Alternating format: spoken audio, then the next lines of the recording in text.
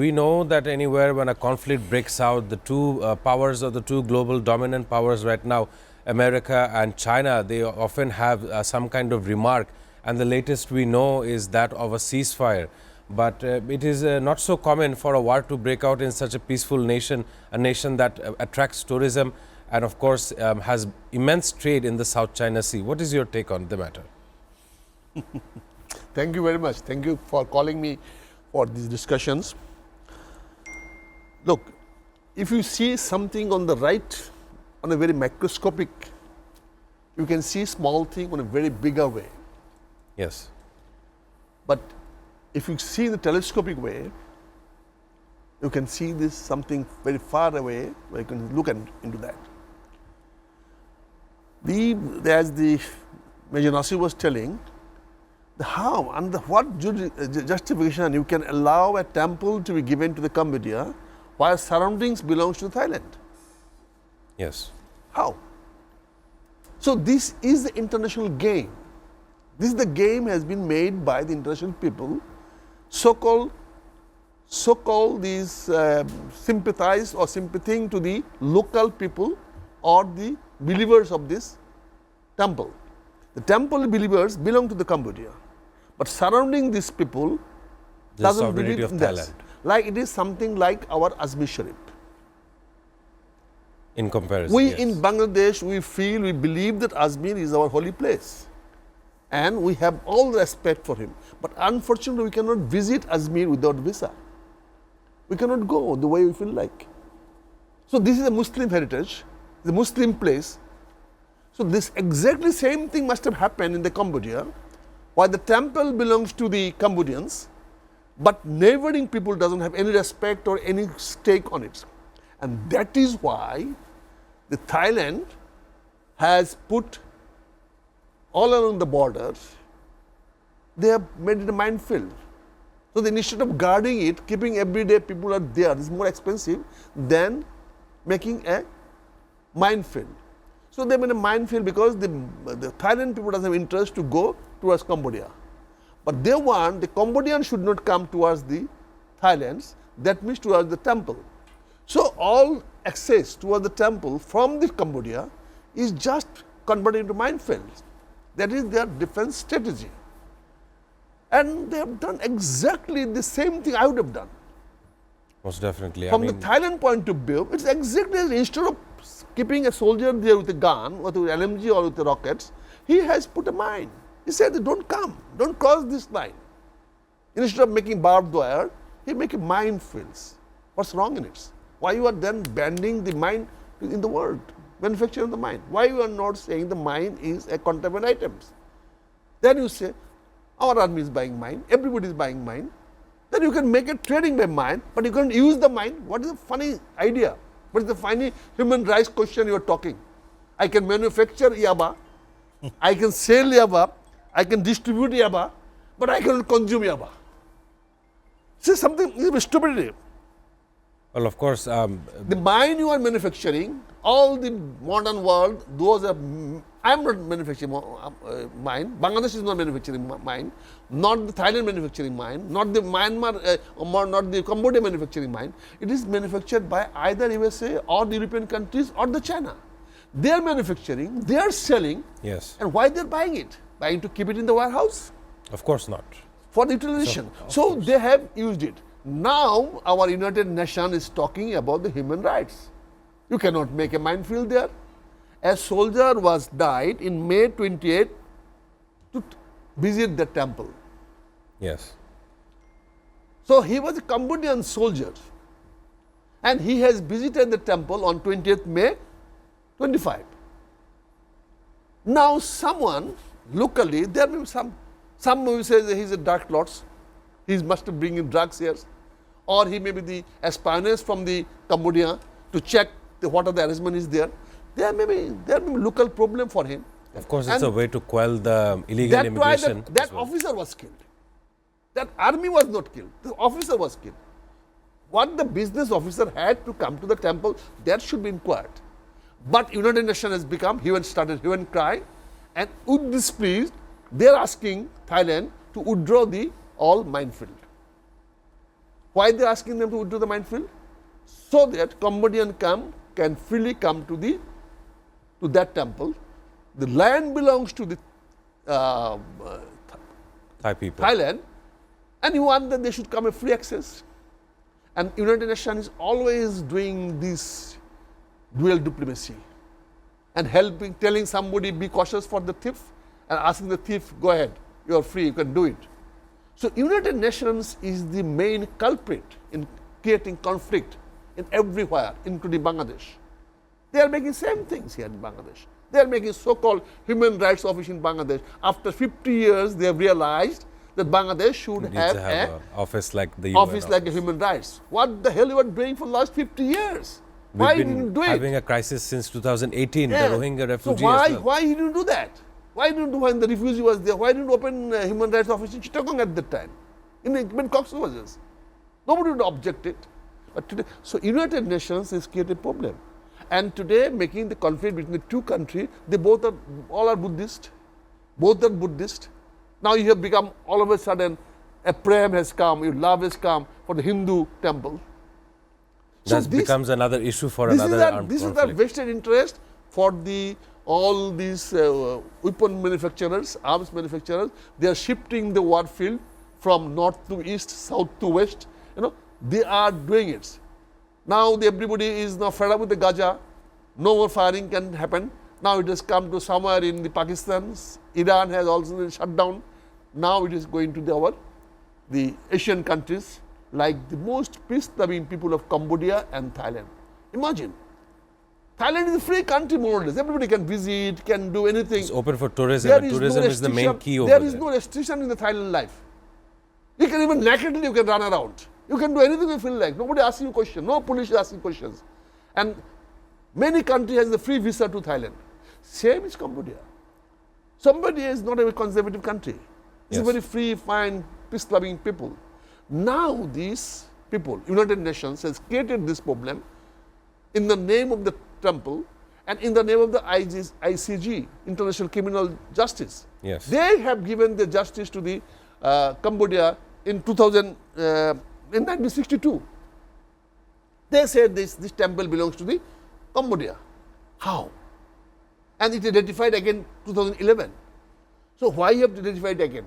1962, after so many years of 2011, you have ratified it. Now the other people are not accepting it. Now new conflict has started.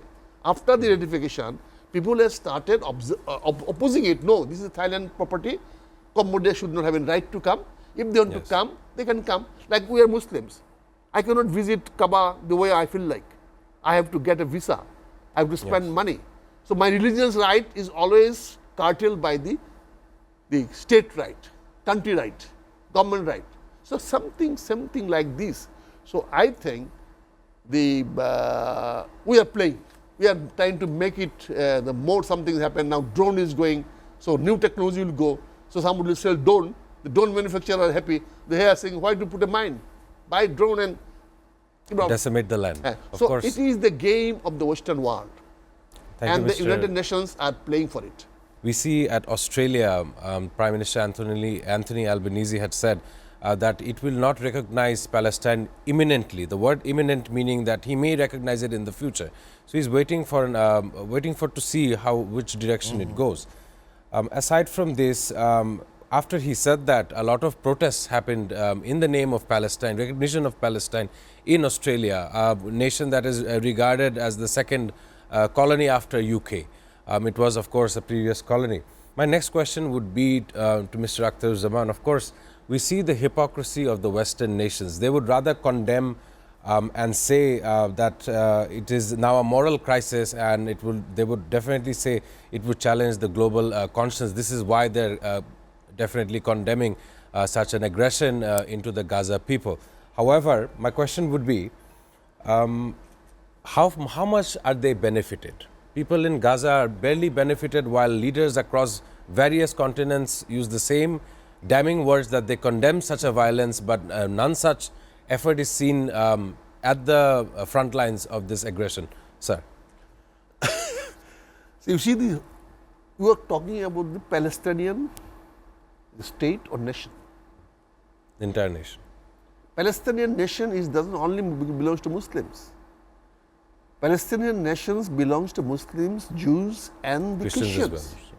It is the original religions of these three religions Abrahamic religions. from the Hazrat Abraham or Ibrahim, whatever Yes. you call. So Palestinian is not Arabs. Palestinian is not Turkish. They are not Russians. They are not what is called the Syrians or Iraqs. The Palestinians' origins are from the Hazrat Ibrahim, and these three religions belongs Yehudis, Jews, then the Christians, then the Muslims. Jews could not find a good land to make it convert into state, but the Christians has moved to the Romans, moved to the Europes, and they could convert them into Christians. Yes. So they have found a religions with the land. So this way the Christianity has spread out all over the world, and everywhere they made a country, state and religions. Yes. Someone say religions, state and country, and someone say country, state, religions. These are the three combination as where you can make it. But these three are one word, one meaning. Unfortunately, Jews could not do it. Historically, Jews could not make a country or could not make a state before Israel's. Before that, it was Hitler. Israel was an artificial state. Yes. It was not a natural state. Like Bangladesh is not an artificial state, it's a natural state. We have grown and we have revolted many times, revolted against Greeks, revolted against Persians, revolted against Mughals, revolted against the Pakistan, revolted against Indians and British, and we have become a Bangladesh self-born country. We have got religions, we have got a country, and we have got also state. Language. So this has become a different issue. But Palestinian, when you're talking Palestinians, what the Marcos trying or the what trying is France trying to say, Palestinian means you live together. Two-state solution. That can be a stupid idea. You remember before 1757, the France was here also. They had the colony in Bangladesh, in India also. They're also a colonial They are power. also supporting the anti-British. But ultimately, they did not stand for us. They left it, they gone to other countries. But the Indian sovereignty was handed over to East India Company. Now, if we go for Palestinians, the American very correctly says, Palestinian means not what is called the Hamas. Palestinian means cannot be the Al-Fatah. Al-Fatah state, they call it Palestinian states. Hamas doesn't agree to that. What is the conflict between Hamas and the Al-Fatah? Al-Fatah said that we are the Palestinians. Hamas said no, we are the Palestinians. We are Hamas, we are Palestinians. So again between the Muslims conflict. My brother was trying to say unifying the Arabs. Arabs was never a unified nations. They're always fighting against each other, always.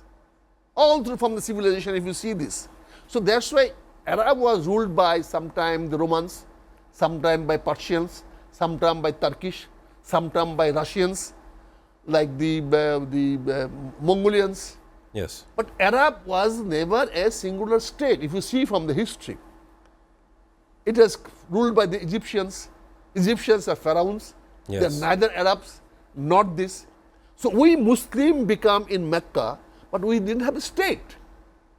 Islam has come out from the Mecca, but Mecca didn't have a state. And after Second World War, we made a Soviet or Saudi Arabia. Saudi Arabia state was made after Second World War, but before Second World War, we were under Turkish. So Arab was not a nation. Arab was under nation of Turkey. It was controlled by the Turkish Muslims, and Turkish ruler initially were not Muslim, they converted Muslim. So they made a religions-based ruling by muftis. Muftis doesn't mean that he is a college scholar or qualified. They call muftis who will interpret the Quran. Because since they are not Islamic, so they made a legislatures, a body about the Quran, about the Islam. If you want to know anything, something, I will not say I am a neutral. I, as a Turkish king or Turkish sultan, I will not say I have a mufti position. The muftis will say what is Islam or not. But today, Mufti is a become degree. I can go to read any universities of Al-Azhar and I get a Mufti. But I am not Definitely has changed over I am the not years. authority of Mufti. I don't have authority of Mufti. Maybe I have learned, I have achieved a degree of Mufti. That's called degree. So what I'm trying to say, America has got a vision and the plan about the Palestinians. And what they want? They want to expand the Israels as much as they can go up to the Atlantics, so that Israel is more safe and more powerful country, and in future that can be their strongest hub. Since the Israel is a Jews, so they are neutral religions from the Christians, from the Muslims. So the Trump can use them. Whenever they require to go against Europe, he can use them Israel. If they want to go against Muslims and against Arab, he can use them. So France is trying to play a role. If you want to recognize, who has stopped you to recognize from the point of view of France? You could Most declare likely yourself. the US. I recognize them. I recognize Palestinian state. Why you are saying that in September you will declare? That means you are trying to make a provocation all over the world, yes. so that everybody comes and oppose you. And then you can say, sorry, I wanted to do it, but I could not do it. This is a bluff, cheating.